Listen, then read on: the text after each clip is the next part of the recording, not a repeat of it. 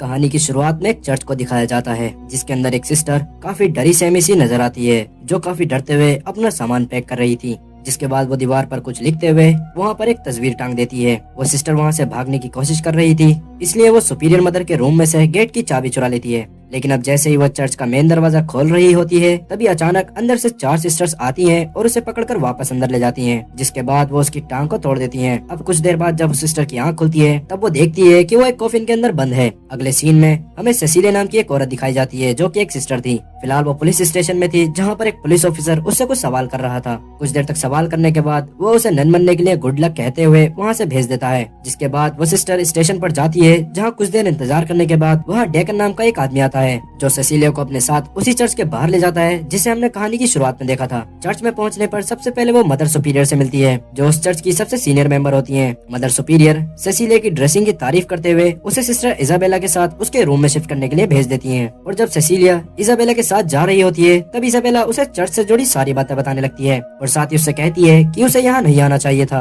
हालांकि सेसिलिया को उसकी कोई भी बात समझ नहीं आती कि वो उससे ऐसा क्यों कह रही है। उस जगह को देखने पर पता चलता है कि वो एक कॉन्वेंट है, यानी कि वो जगह जहाँ पर लड़कियाँ अपनी ऐशो आराम की जिंदगी छोड़कर एक सिस्टर बनने के लिए आती थी और अपनी सारी उम्र वहाँ गुजार देती थी। कुछ सिस्टर तो काफी ज्यादा बूढ़ी हो गई थी और सेसिलिया को उन बूढ़ी सिस्टर की हेल्प करना अच्छा लगता था और इसीलिए वो उस कॉन्वेंट में आई होती है। अपने रूम में पहुंचने के बाद सेसिलिया की मुलाकात सिस्टर ग्वेन से होती है जो कि उसके रूम के पास में ही सिगरेट फूंक रही थी। तब वो आपस में बातें करने लगती हैं। सेसिलिया उसे बताती है कि उसका यहाँ ट्रांसफर हुआ है। वो दोनों बातें कर ही रही थी तभी सेसिलिया को शपथ लेने के लिए बुला लिया जाता है। फादर सेल डेटेस्ची और फादर फ्रैंको सेसिलिया की ओथ को पूरा करवाते हैं। अपनी शपथ ग्रहण के दौरान सेसिलिया कसम खाती है कि अब से वो अपनी पूरी जिंदगी जीसस के नाम कर रही है और बाकी की लाइफ वो लोगों की सेवा करने में गुजारेगी। साथ ही सेसिलिया कहती है कि वो किसी भी आदमी के साथ किसी भी तरह का संबंध नहीं बनाएगी। शपथ पूरी होने के बाद सेसिलिया फादर टेरेस्ची से बातें करने लगती है। टेरेस्ची उससे कहता है कि उसे अपना अच्छे से ख्याल रखना होगा और फादर की बात सुनने पर सेसिलिया भी उसकी बात मान जाती है। साथ ही वो उसे अपने नन बनने की कहानी बताने लगती है। वो बताती है कि बचपन में वो एक बर्फ से जमी हुई झील में गिर गई थी। उस वक्त उसको तैरना भी नहीं आता था और वो डूबने लगी थी। कुछ देर बाद जब उसको बाहर निकाला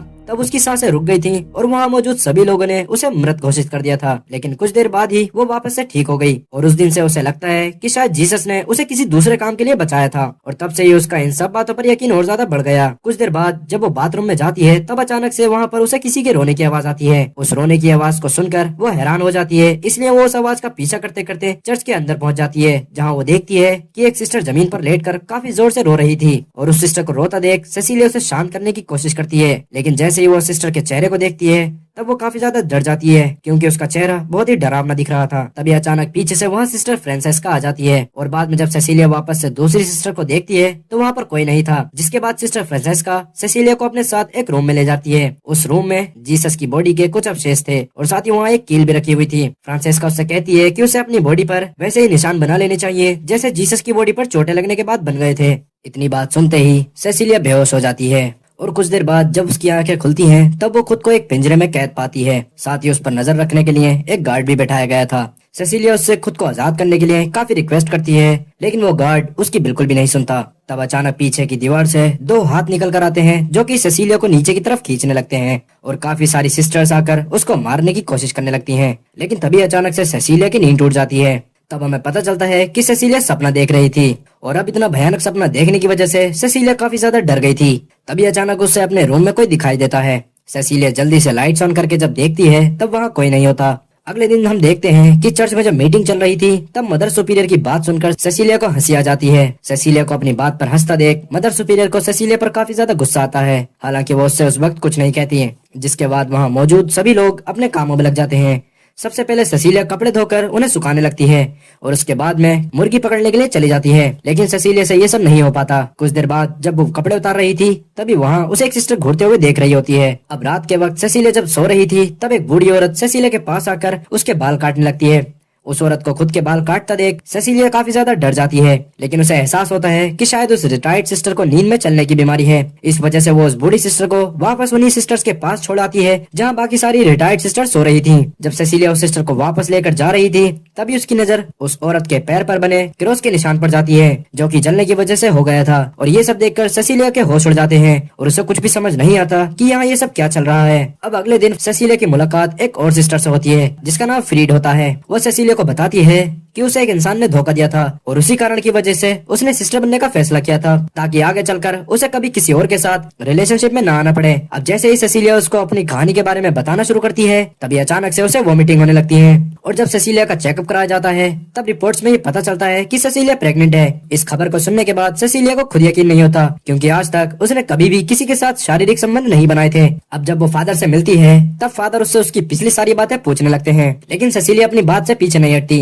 वो उन्हें बताती है कि उसने कभी भी ऐसा कुछ नहीं किया है लेकिन वहाँ मौजूद सब लोग ये जानकर हैरान थे कि आखिर सेसिलिया बिना किसी के साथ संबंध बनाए प्रेग्नेंट कैसे हो सकती है। तब सबको एहसास होने लगता है कि शायद सेसिलिया के पेट में जो बच्चा है वो जीसस का है और दुनिया में वो अमन और शांति बनाने के लिए आने वाला है। इन्हीं सब बातों को सोचकर सब लोग सेसिलिया को प्रिंसेस की तरह ट्रीट करना चालू कर देते हैं पर वहाँ खड़ी इसाबेला को ये सब बिल्कुल भी अच्छा नहीं लगता। कुछ दिन बाद जब सेसिलिया को फिर से वॉमिटिंग होती है तो इस बार उसका एक दांत टूट जाता है। ये देखकर सेसिलिया हैरान हो जाती है और जब सेसिलिया नहा रही थी तभी वहाँ इसाबेला आ जाती है और वो सेसिलिया को पानी में डुबाकर जान से मारने लगती है क्योंकि उसे लग रहा था कि शायद सेसिलिया की जगह पर उसको होना चाहिए था, मतलब कि जो भी सेसिलिया के लिए हो रहा है वो उसके लिए होना चाहिए था। तब सेसिलिया बहुत जोर से चिल्लाती है और उसकी आवाज सुनकर बाकी सब सिस्टर्स उसके पास आ जाती हैं और इजाबेला को पकड़कर अपने साथ ले जाती हैं। अब अगले दिन दोबारा से सेसिलिया का चेकअप कराने के लिए डॉक्टर गैलो को बुलाया जाता है। डॉक्टर बताता है कि फिलहाल तो सब नॉर्मल है लेकिन सेसिलिया के साथ हुए आज के इंसिडेंट की वजह से वो काफी ज्यादा डर गई थी, इसलिए वो फादर टेडेस्ची से कहती है कि उसको हॉस्पिटल में शिफ्ट करवा दिया जाए क्योंकि यहाँ पर उसे खतरा है। लेकिन टेडेस्ची उसको साफ मना कर देता है कि सेसिलिया का जितना ख्याल वो रख सकते हैं इतना कोई और नहीं। अब टेडेस्ची की बात सुनकर सेसिलिया चुप हो जाती है।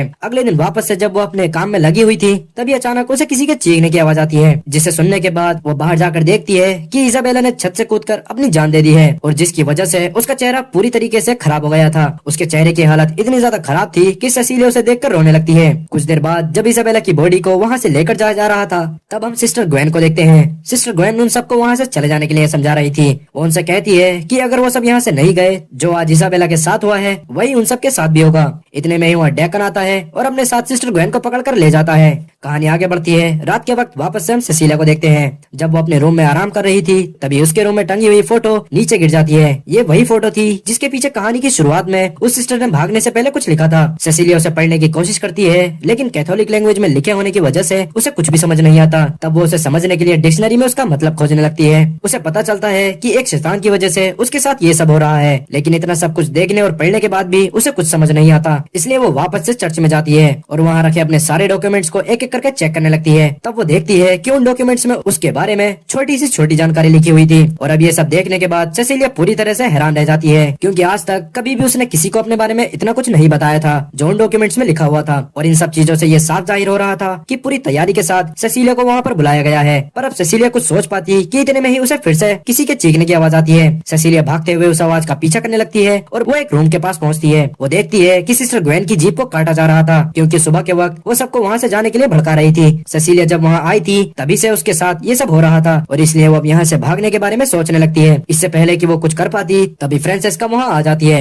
और सेसिलिया को बताती है कि अगर यहाँ कोई एक बार आ गया तो वो कभी भी उस जगह से वापस नहीं जाता। जिसके बाद फ्रांसेस्का सेसिलिया को पकड़कर उसके रूम में बंद कर देती है। अब अगले दिन सेसिलिया के चिल्लाने की वजह से फ्रांसेस्का उठ जाती है और इतने में ही वहाँ टेडेस्ची भी आ जाता है। तब वो लोग देखते हैं कि सेसिलिया का मिसकैरेज हो गया है। ये देखने के बाद वहाँ मौजूद सभी लोग काफी ज्यादा हैरान रह जाते हैं। साथ ही टेडेस्ची भी सेसिलिया की हालत देखकर डर गया था और इसलिए वो तुरंत ही सेसिलिया को वहाँ से हॉस्पिटल लेकर जाने लगता है। इधर फ्रांसेस्का को सेसिलिया के लिए काफी अफसोस हो रहा था और वो रोने भी लगी थी लेकिन तभी अचानक से फ्रांसेस्का की नजर उसके बेड के नीचे जाती है। वो देखती है कि उसके बेड के नीचे एक मरा हुआ मुर्गा पड़ा है। ये सब देखकर वो समझ जाती है कि सेसिलिया ने ये सब वहाँ से भागने के लिए किया था। तब वो तुरंत ही टेडेस्ची को कॉल करके सेसिलिया के बारे में बताने लगती है लेकिन अब तक टेडेस्ची को भी पता चल चुका था कि सेसिलिया ने वहाँ से भागने के लिए ये सब प्लान किया है। जब रास्ते में वो दोनों जा रहे थे तब टेडेस्ची कार रोककर सेसिलिया से भागने के लिए कहता है। टेडेस्ची को ऐसा बोलता देख सेसिलिया को लगता है कि शायद टेडेस्ची बाकी सब जैसा नहीं है और वो एक अच्छा इंसान है। लेकिन जैसे ही सेसिलिया वहाँ से भागने की कोशिश करती है तभी टेडेस्ची और डेकन उसे वापस से पकड़कर चर्च में ले आते हैं। चर्च में वापस आने के बाद टेडेस्ची सेसिलिया को वही कील दिखाता है जो फ्रांसेस्का ने उसे पहले दिखाई थी। वो उसे बताता है कि ये उन्हीं में से एक कील है जिसका इस्तेमाल जीसस को सूली पर चढ़ाने में किया गया था, इसलिए उसमें जीसस का डीएनए है। तब हम उसकी बातों से जान पाते हैं कि टेडेस्ची फादर बनने से पहले एक बायोलॉजिस्ट हुआ करता था और जब से उसे वो कील मिली थी तभी से टेडेस्ची कई सारी सिस्टर्स को उस कील के डीएनए से प्रेग्नेंट कर चुका था। लेकिन अभी तक उसे किसी भी केस में कामयाबी नहीं मिली क्योंकि उन सबका कुछ ही समय बाद मिसकैरेज हो जाता था और अब 20 साल में पहली पहली बार ऐसा हुआ था कि टेडेसी सेसिलिया के बेबी को अच्छे से पाल रहा था। टेडेसी से खुद के और उसके बारे में इतना सब कुछ जानने के बाद सेसिलिया अब और भी ज्यादा परेशान हो जाती है, जिसके बाद फादर टेडेसी सेसिलिया को एक रूम में ले जाता है जहाँ पर उसने वो सारे प्रीमेच्योर बेबीज रखे थे जो उसने पहले सिस्टर्स को डीएनए करके पैदा किए थे। हालांकि वो सभी मरे हुए थे। तब वो सेसिलिया के पैर में क्रॉस का साइन बना देता है, जैसा सेसिलिया ने काफी दिन पहले एक बूढ़ी सिस्टर के पैर में देखा था। फादर को उसके कारनामे करता देख सेसिलिया को समझ आ जाता है कि उसको अपनी जान बचाने के लिए वहाँ से भागना ही होगा। लेकिन फिलहाल सेसिलिया को एक रूम में बंद कर दिया गया था। तब वो अपने रूम में लिखे नोट के मतलब को याद करती है। उस नोट का मतलब था कि जो बच्चा पैदा होने वाला है वो सब कुछ सही भी कर सकता है और सब कुछ खत्म भी कर सकता है, क्योंकि भले ही उस बच्चे में जीसस का खून हो लेकिन वो उन सिस्टर को पीड़ा देकर पैदा किया जा रहा था, इसलिए वो शापित भी हो सकता है। जिसके बाद सेसिलिया वहाँ से निकलने की काफी कोशिश करती है लेकिन कोई फायदा नहीं होता, क्योंकि ना तो कोई इसकी आवाज सुन पा रहा था और ना ही उसके पास कुछ ऐसा था जिसकी मदद से वो बाहर निकल सके। सेसिलिया को सिर्फ तभी बाहर निकालते हैं जब उसका अल्ट्रासाउंड होना होता है, और अल्ट्रासाउंड होने के वक्त वहाँ मदर सुपीरियर भी मौजूद होती है। अल्ट्रासाउंड होने के बाद टेडेसी कुछ देर के लिए मदर सुपीरियर को सेसिलिया के साथ छोड़कर कोई दूसरे काम करने के लिए चला जाता है। टेडेसी का उससे दूर जाते ही सेसिलिया को वहाँ से भागने का सबसे अच्छा मौका मिल जाता है। सबसे पहले वो मदर सुपीरियर पर हमला करती है और एक औजार की मदद से उन्हें मारने लगती है, जिस वजह से उनकी मौके पर ही मौत हो जाती है और चेहरा देखने लायक भी नहीं बचता। जिसके बाद वो बाहर निकलकर फादर फ्रैंको का भी चैन से गला घोटकर मामला खत्म कर देती है। वहाँ से भागते हुए वो वापस से उसी रूम में आ जाती है जहाँ पर वो कील रखी हुई थी।